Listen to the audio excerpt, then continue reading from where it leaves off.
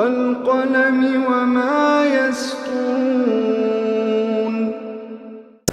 नाज़रीन अस्सलामु अलैकुम वरहमतुल्लाहि वबरकातुहू। सीधी बात की ताज़ा तरीन खबरों में आप लोगों का इस्तकबाल है। आइए सबसे पहले आज की सुर्खियों पर नजर करते हैं।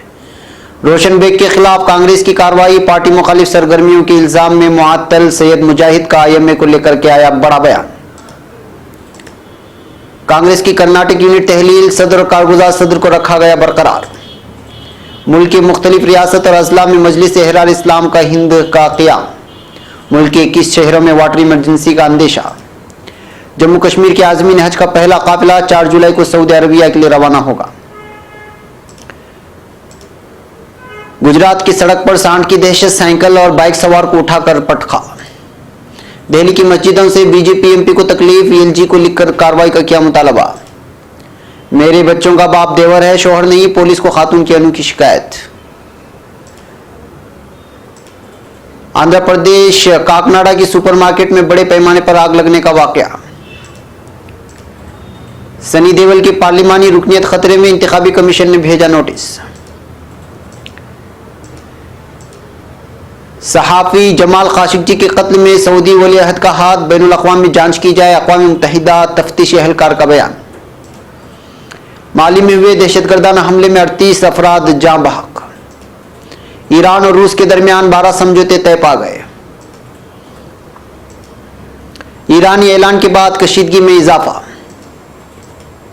इसराइली फौज की पुरअमन रैली पर आंसू गैस की शेलिंग, कई शहरी बेहोश।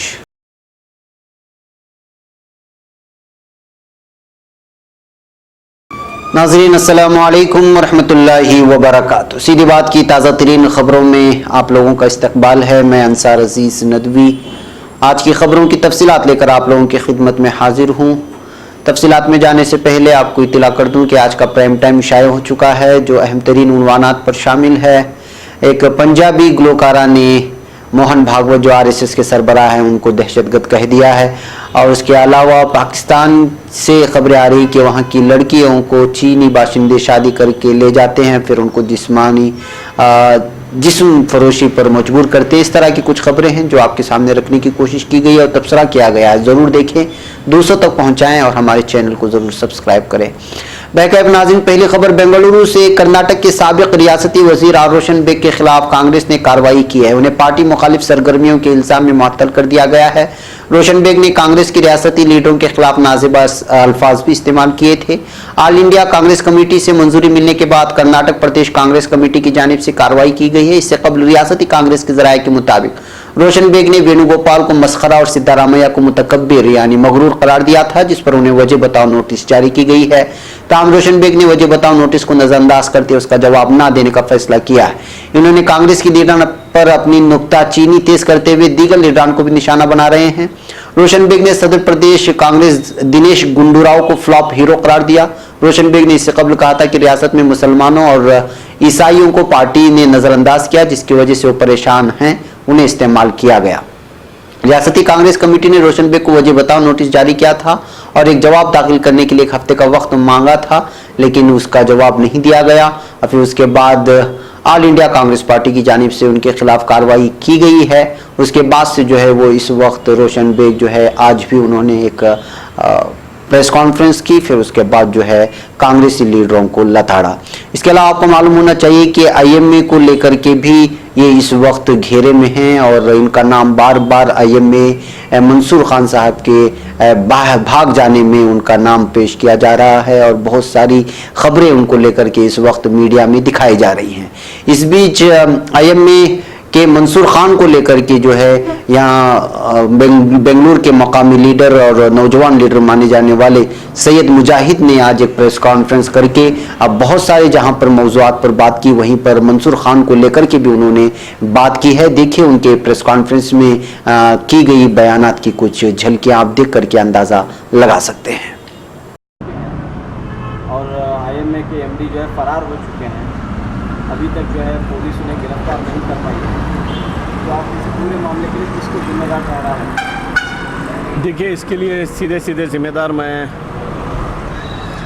IMA के ओनर मंसूर अहमद खान साहब को ही ठहराऊँगा और उसके साथ साथ उनको सच्चाई का सामना करना था और उनको ज़िम्मेदार इसलिए ठहरा रहा हूँ कि वक्त पर नहीं होने की वजह से और जगह पर नहीं रहने की वजह से उनको मैं ज़िम्मेदार ठहरा रहा हूँ।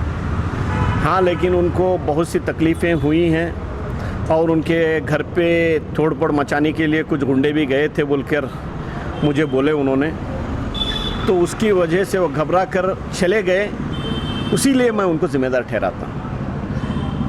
हाँ, अगरचे वो सामने रहकर हालात का सामना करते, लोगों की मदद लेते, जो इन्वेस्टर इनके ऊपर भरोसा कर 50,000 लोग जो भरोसा करके हैं, उसके अंदर कम से कम 5 से 10,000 लोग तो इनकी मुसीबत में साथ खड़े होते, अगरचे ये साथ उनका लेना चाहते तो। ये वो छोड़कर मंसूर भाई बाहर हिंदुस्तान के बाहर चले गए बोल के जो मैं न्यूज़ों में देख रहा हूँ, तो मुझे लगा था कि मैं उनसे आखिरी मुलाकात आज मैं आप लोगों के सामने मैं बताना चाहता हूँ। उनसे आखिरी मुलाकात हिंदुस्तान के अंदर शायद वो मेरे से ही हुई थी।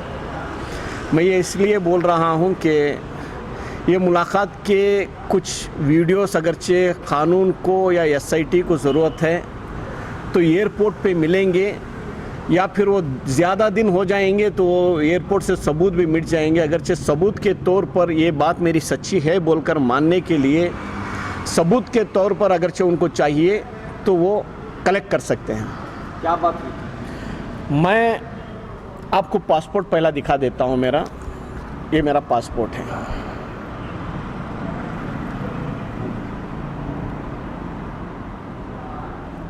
क्या बात हुई? और इत्तेफाक से टिकट मेरी 8 तारीख के दिन मैं श्रीलंका जा रहा था, कोलंबो। तो मैं VIP लॉन्च में था, तो मेरे से पहले मंसूर अहमद खान साहब उधर VIP लॉन्च में थे।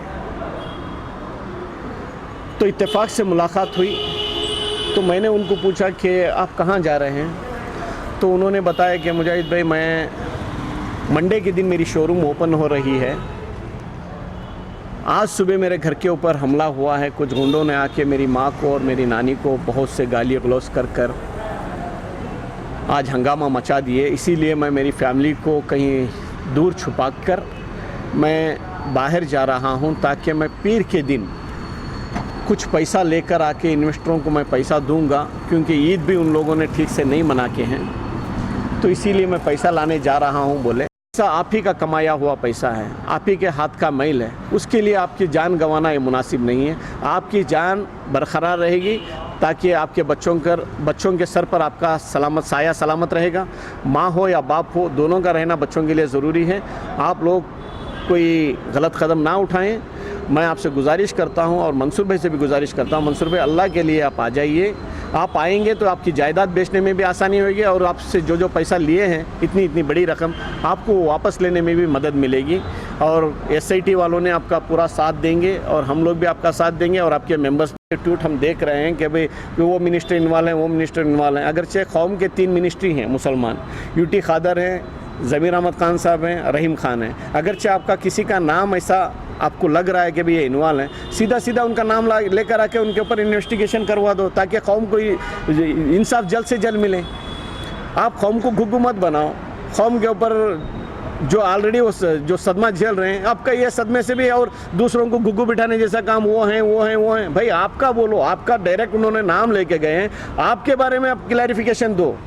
आपको बोलो कौम के बारे में आकर के भाई जिस तरीके से आप इधर झेल रहे हो, जिस तरीके से आप मुसीबतों में फंसे हुए हो, 5 लोग खुदकुशी कर चुके हैं, उन लोगों को तसल्ली देने के बजाय आप जाके दिल्ली के अंदर लेटर ले रहे हो अब्बास नकवी का।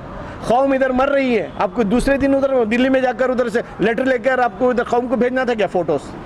कौम को आगे तसल्ली की ज़रूरत है, तसल्ली दो। आप लिए हैं नहीं लिए हैं बात का किस्सा है, कानून है, इंक्वायरी है, आप जाने वो जाने। लेकिन कौम को जो आपको वोट देकर जिता के है वो शिवाजी नगर की कौम को तो आप तसल्ली दो। वो छोड़कर आज तक आप कौम के बीच में नहीं है, बेकार में ट्वीट कर रहे हो, इधर हैं उधर हैं, ये हैं वो इन्वॉल्व है वो इन्वॉल्व। भाई आप पहले आप इन्वॉल्व हो, आपका जवाब दो। उसके बाद कौन इन्वॉल्व है, आपको ज़रूरत पड़ी तो आप में हिम्मत है तो उनका नाम बोल दो। ज़मीर अहमद खान होने दो, कोई भी तुरम खान होने दो। आकर कौम से बढ़कर तो नहीं है, कौम ही तो आपको जिता कर आज लीडर बना के बिठाई है। कौम से बढ़कर हो क्या? आप हो या ज़मीर अहमद खान हो या यूटी खदर हो या रहीम खान हो, आप उनका नाम लो सामने, इंक्वायरी होने दो। पानी का पानी, दूध का दूध हो जाएगा 24 या 25 घंटे में। वो छोड़कर आप सीबीआई को दे दो, इधर दे दो, 20 साल 25 साल कौन इंतजार करेगा? रोशन बेग साहब, अगरचे आप में हिम्मत है तो आप आवाम के सामने एक बात बोल दो, कांग्रेस पार्टी से मुझे निकाल कर हैं, कांग्रेस पार्टी में अगरचे मुझे मेरे जगह मिल जाएगी तो ठीक है, या नहीं मिलेगी तो भाई मैं सन्यास काटूंगा, घर के अंदर ज़िंदगी गुजार लूँगा, बाकी मैं बीजेपी में नहीं जाऊँगा, तब जाकर ये सीबीआई को देंगे तो मुनासिब है। क्योंकि आपने प्लान कर लिया हो कि बीजेपी को जाने का, बीजेपी में जाकर अगरचे सीबीआई में पहुंच जाएगा तो उधर ये केस को दबाने की आप पूरी कोशिश कर रहे हैं। तो इसीलिए हम लोग चाहते हैं पहले एसआईटी की इंक्वायरी हो, उसके बाद बीजेपी में सीबीआई को जाने दो। तब तक सीबीआई को जाने की ज़रूरत नहीं है। हाँ, अगरचे आप कल वादा कर दो कौम के सामने आकर, मैं मर जाऊँगा, बीजेपी में नहीं जाऊँगा, बाकी ज़िंदगी घर पर गुजार लूँगा, तब जाकर मैं इमीडिएट बोलूँगा कि हाँ चलो ये सीबीआई को जाना मुनासिब है। क्योंकि मुझे लग रहा है, देखो जब ये रुद्रेश का मर्डर हुआ उस टाइम पे शोभा करंदलाजे ने इतनी बड़ी बड़ी बातें की है, 400 करोड़ का वीडियो आपके खिलाफ आया है, उसके बावजूद बीजेपी वालों ने कोई हंगामा नहीं मचा रहे हैं और कोई लीडर आपके खिलाफ बोल नहीं रहे हैं। ऐसा क्यों? कौम से बढ़कर आप हो क्या? अगरचे आप लेके हो तो आप जाने, नहीं लेके हो तो आपके खुलासा करो आके लोगों के सामने। सीबीआई को दे दो, सीबीआई को दे देंगे तो क्या हो जाएगा? तेलगी के केस के अंदर कुछ हुआ? आपको सज़ा हुई? रुद्रेश केस का कुछ हुआ? जियाउल्लाह शरीफ का केस जो हुआ, आपके डायरेक्ट आपकी सेल डीडें मिली, उसके बावजूद आपको सज़ा हुई? नहीं हुई बेग साहब। इसीलिए आप लोगों को गुमराह करना छोड़ो, ये ट्वीट करना बंद करो। और लोग बहुत शाने हो गए हैं, अभी लोग जानना चाहते हैं कि भाई जो तरीके से आपने इनके हर एक फंक्शन के अंदर जो आईएमए का स्पॉन्सरशिप होता था, जो हज कमेटी के अंदर खाने का इंतज़ाम आईएमए वाले करते थे, हज कमेटी का 5-5 किलोमीटर बैनर से आईएमए वालों ने करते थे, हज कमेटी का जो मुशायरे हो आईएमए वालों ने करते थे। क्यों आपको आईएमए वालों का ही क्यों आपके ऊपर उतनी मोहब्बत थी? 223 एमएलए नहीं थे, उनके ऊपर क्यों मोहब्बत नहीं थी? आपका टार्चर, आपका जुल्म उनके ऊपर बरकरार रहता था, तो इसीलिए उन्होंने वो मजबूरन उनको कंपनी चलाना होता था शिवाजी नगर के अंदर, या फिर उधर कंपनी को आपकी बात सुनकर ये स्पॉन्सरशिप नहीं करते तो आप उधर गुंडों को भेज के झगड़ा करते, तो लोगों को 50,000 लोगों को तकलीफ होती बोलकर उन्होंने आपकी हर बात को मानकर ये जुल्म सहकर इतने तक खर्च किए हैं। या फिर वीके अब्दुल्ला को 20 करोड़ खर्च करके बनाने की ज़रूरत नहीं थी। देखो आप ही देखो, वो जाने के 10 दिन के अंदर स्कूल बंद हो गई, बच्चों को उधर से निकाल रहे हैं, ताकि इससे अंदाज़ा लगता है कि भी आपके जुल्म से हर महीना तनख्वाह, हर साल का पूरा खर्च वो संभाल रहे थे, तो तब स्कूल अच्छे से चल रही थी। अब वो चले गए, 10 दिन के अंदर स्कूल बंद हो गई। ऐसा कैसा हो सकता है? एक तो आप 50,000 लोगों की रोजी रोटी को मार कर बर्बाद कर दिए। और देखिए, मैंने आपको चोरी छुपी नहीं बताया। अगरचे चोरी छुपी बताना होता तो मैं आप पासपोर्ट सबके सामने लेके नहीं आता, ये भी मैं बता रहा हूँ। और मेरी वीडियो सबसे पहले 10 तारीख के सुबह जब उनका खुदकुशी का ये आया, उस टाइम पे मैंने ही रिक्वेस्ट करके डाला तो लाख लोगों के पास पहुँचा है। मैं दोस्त कल भी था, आज भी हूँ, और लोगों की अमानत पहुँचाने तक भी मैं उनका साथ देने के लिए तैयार हूँ। खुदा की कसम खा के बोलता हूँ, मैं देने के लिए तैयार हूँ। लोगों के मसाइल हल होना चाहिए। 50,000 लोग के अंदर कम से कम 5,000 मेरी माँ और बहनें बुर्का ओढ़कर सड़कों पर आके बस स्टैंडों में हाथ फैलाएंगी तो इस कौम के ऊपर लानत है। तो इसके लिए मैं धोखाधड़ी का काम नहीं करता। मैं कल भी दोस्त था, आज भी दोस्त हूँ और मानता हूँ, मैं दोस्ती निभाता हूँ। उनके अच्छे दिन में था और बुरे दिन में भी हूँ। हाँ, लेकिन पैसों का मामला जो है, अगरचे लिए हैं, करे हैं, बोलते हैं ना, लेकिन उन लोगों से मैं सवाल करता हूं कि अगरचे मुजाहिद ने उनकी तकलीफ़ में और अच्छे दिनों में भी उनका साथ देना, और क्योंकि सिर्फ आवाम के बेहतरी के लिए साथ दिया हूं। और मुजाहिद क्या किया है, क्या नहीं किया है, उनके पूरे डायरेक्टर्स को मालूम है। 2000 नौकरी करते थे, 2000 लोग, उन लोगों को भी मालूम है मुजाहिद ने क्या काम किया है। वो तो आपने कोई फ़ायदा नहीं उठाया, माली फ़ायदा किसी भी कीमत में मैंने फ़ायदा नहीं उठाया है। और अगरचे फ़ायदा उठा के होता तो मंसूर अहमद खान साहब आएंगे और ज़बान खोलेंगे। मैं उम्मीद करता हूँ मंसूर अहमद खान साहब आएंगे, इन कौम की भलाई के लिए आएंगे, सड़कों पर माँ और बहनें जाने से रोकने के लिए आएंगे, और जो ये इतने बड़े अमाउंटें लेके हैं ना, उन लोगों के सामने ज़बान वो खोलेंगे, मुझे उम्मीद है। एक और खबर बेंगलुरु से। लोकसभा इलेक्शन में कर्नाटक में मायूसकुन कारकर्दगी के बाद कांग्रेस ने बुध को प्रदेश कांग्रेस कमेटी पीसीसी को तहलील कर दिया है। हालांकि सदर और कारगुजार सदर अपने ओहदे पर बरकरार रहेंगे। पार्टी के तंजीमी जनरल सेक्रेटरी केसी वेणुगोपाल की तरफ से जारी बयान के मुताबिक ऑल इंडिया कांग्रेस कमेटी ने कर्नाटक प्रदेश कांग्रेस कमेटी को तहलील कर दिया है और सदर और कारगुजार सदर को बरकरार रखा है और दीगर ओहदे अनकरीब शायद दिए जाएंगे।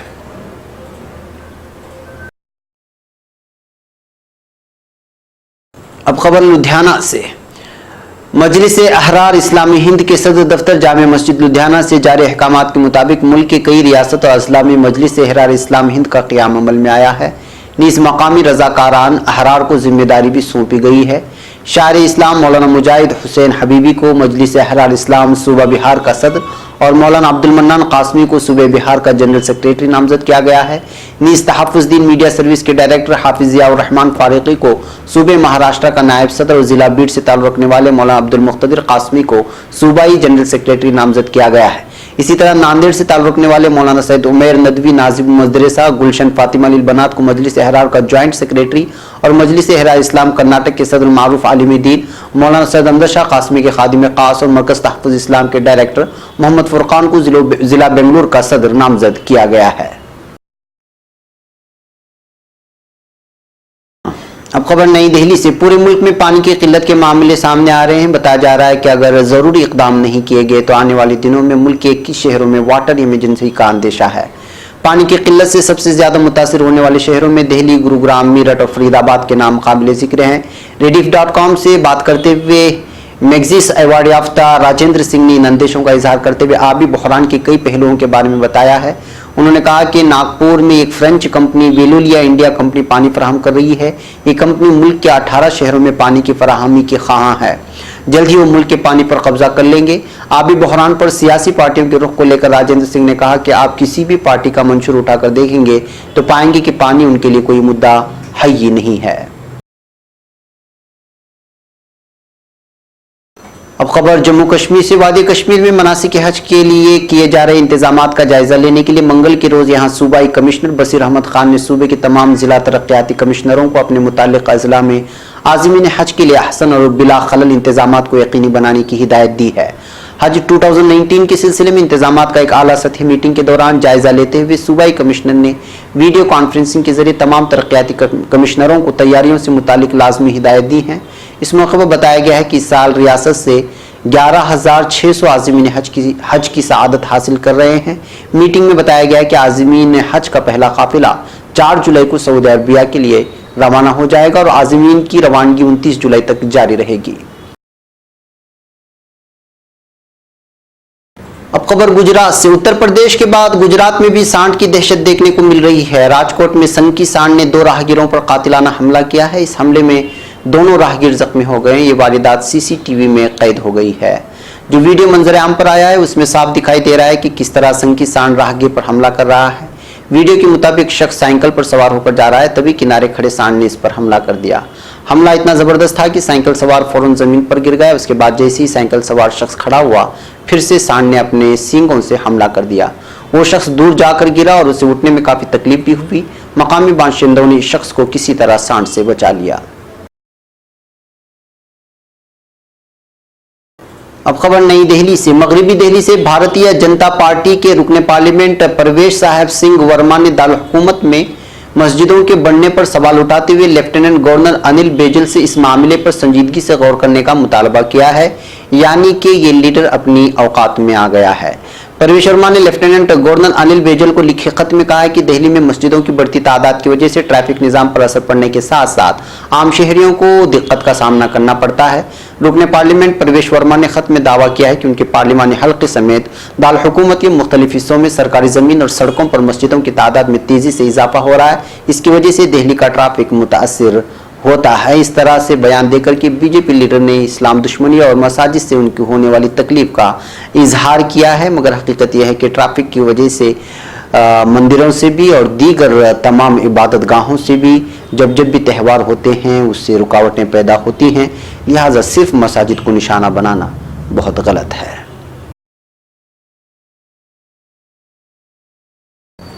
अब खबर हिसार से। फतेहाबाद के खातून ने हरियाणा के फतेहाबाद पुलिस सुपरिटेंडेंट को शिकायत देकर कहा है कि इसके बच्चों का असल बाप उसका शौहर न होकर देवर है, इसलिए बच्चों और देवर का DNA टेस्ट कराया जाए और बच्चों को देवर के अमलाक में हिस्सा दिलाया जाए। पुलिस राय के मुताबिक भीमा बस्ती में रहने वाली इस खातून की जो 4 बच्चों की मां है, उस मुनफरिद शिकायत से पुलिस सुपरिटेंडेंट विजय प्रताप सिंह भी हैरान रह गए। उन्होंने कानूनी राय ली है, जिसके बाद उन्होंने मामला खवातीन पुलिस थाने में भेजा है। शिकायत कुनंदा के मुताबिक वो निहायत गरीब कुंबे से थी और उसके वालिद शराबी और जवारी किस्म के थे, जिसकी वजह से उसकी शादी नहीं हो पा रही थी। लेकिन उसके शौहर के पास 60 एकड़ जमीन थी। बेटी की आदतों की वजह से ससुराल वालों ने गरीब घर में शिकायत कुनंदा उसकी शादी करवा दी। खातून का कहना है कि उसका शौहर शादी के बाद भी दिन रात शराब में डूबा रहता था, इसलिए वो मायके वापस चली गई।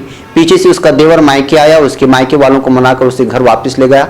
शिकायत के मुताबिक देवर की शादी और बच्चे होने के बाद उसकी नीयत में फर्क आ गया। उसने भाई के अमलाक अपने नाम करवा लिया और शिकायत कुनंदा खातून और उसके बच्चों के भूखे मरने की नौबत आ गई है। खातून ने इल्जाम लगाया कि देवर के खानदान वाले अब उसे घर से निकालना चाहते हैं। खातून पुलिस ने आज थाने में देवर और उसके रिश्तेदारों को बुलाकर मामले में पूछगछ और तफ्तीश को अंजाम दिया है। पुलिस के मुताबिक मामले की जांच चल रही है। अब खबर हैदराबाद से। आंध्र प्रदेश के मशरकी गोदावरी जिले के काकनाडा की एक सुपरमार्केट में बुध की सुबह की अव्वलीन सातों में बड़े पैमाने पर आग लगने का वाकया पेश आया। कसीब धुएं के साथ आग के शोले भड़क उठे। आग इतनी शदीद थी कि कई फायर इंजनों के एहलकारों ने काफी जद्दोजहद के बाद आग पर काबू पाया। ये वाकया बुध की सुबह तकरीबन 4 बजे पेश आया है। शॉर्ट सर्किट आग लगने की वजह समझी जा रही है। इमारत की तीसरी मंजिल पर वाकई सुपरमार्केट में आग लगी। इस वाकये में तकरीबन 2 करोड़ रुपए मालियत का नुकसान हुआ है। इत्तला मिलते ही फायर ब्रिगेड्स के एहलकार वहां पहुंचे और काफी जद्दोजहद के बाद आग पर काबू पाया। अब खबर पंजाब से। फिल्म अदाकार और पंजाब के गुरदासपुर से बीजेपी रुकने पार्लियामेंट सनी देओल से मुतालिक बुरी खबर सामने आई है। बीजेपी के टिकट पर काबिल जिक्र कामयाबी हासिल करने वाले सनी देओल की पार्लिमानी रुकनियत पर खतरा मंडलाने लगा है। इस खतरे की वजह लोकसभा इंतखाबात के दौरान उनके जरिए किया गया खर्च है, जिससे मुतालिक इंतखाबी कमीशन ने सनी देओल को नोटिस भेजा है। दरअसल इंतखाबी कमीशन ने लोकसभा इंतखाबात के लिए फी उम्मीदवार कुल खर्च की हद 70 लाख रुपए तय की थी और जाब्ते के मुताबिक अगर कोई उम्मीदवार इस तय हद से ज्यादा खर्च करता है तो उसके खिलाफ सख्त कार्रवाई की जाएगी। साथ ही कानून ये भी है कि अगर कोई उम्मीदवार ज्यादा खर्च करके कामयाबी हो गया तो भी कमीशन कार्रवाई करते हुए कामयाब उम्मीदवार की रुकनियत मनसूख कर दूसरे नंबर पर रहे उम्मीदवार को कामयाब करार देने का अहल है।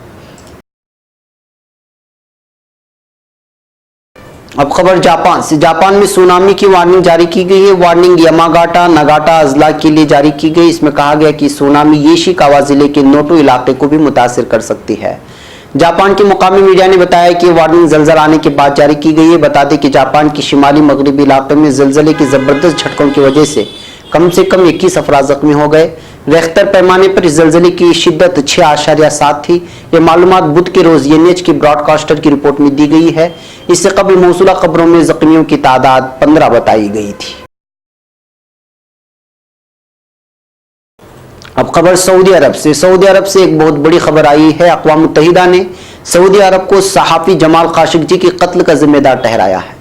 अक़वाम मुत्तहिदा के एक तफ्तीशी एहलकार का कहना है कि कुछ ऐसे काबिल यकीन सबूत मिले हैं जो सऊदी अरब के वलीअहद को कत्ल से वाबस्ता करते हैं। तफ्तीशी एहलकार का कहना है कि अक़वाम मुत्तहिदा सरबराह को खाशोगी के कत्ल की बैनुल-अक़वामी जांच शुरू करनी चाहिए। ख्याल रहे कि गुज़िश्ता साल अक्टूबर में इस्तांबुल में सऊदी कौंसल खाने में सहाफ़ी जमाल खाशोगी का कत्ल कर दिया गया था। तुर्की ने इल्ज़ाम आयद किया था कि इस कत्ल के पीछे सऊदी अरब के वलीअहद मोहम्मद बिन सलमान का हाथ है।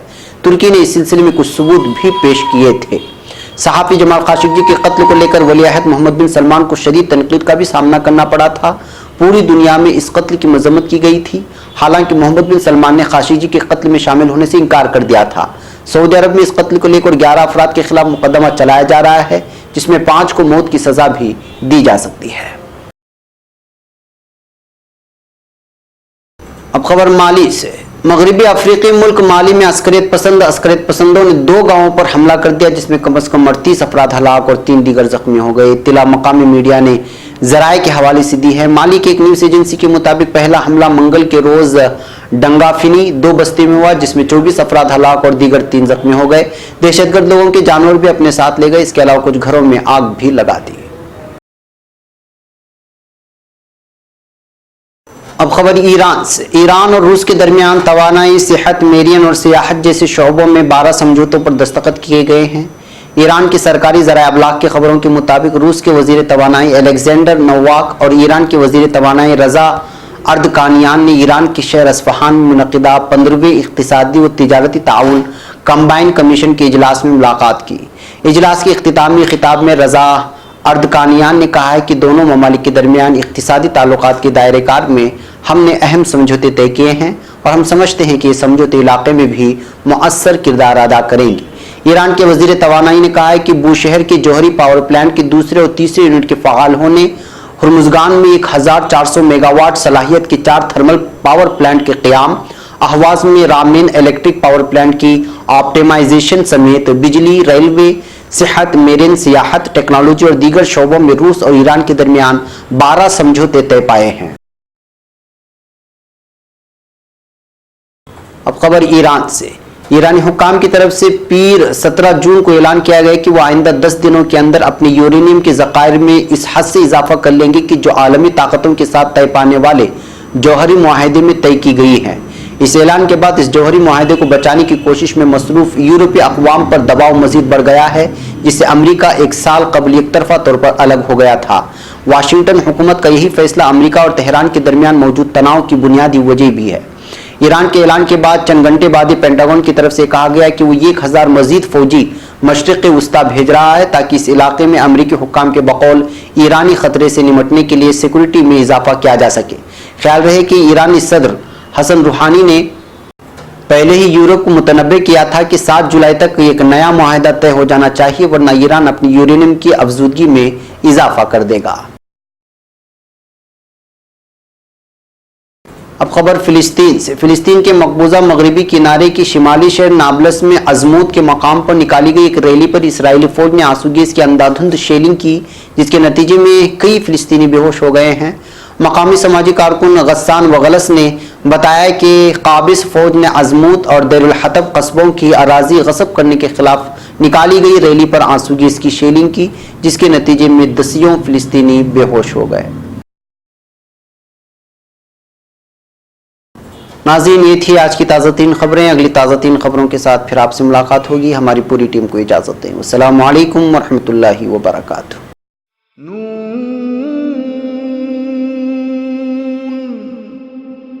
वल क़लमि वमा यस्तुरून।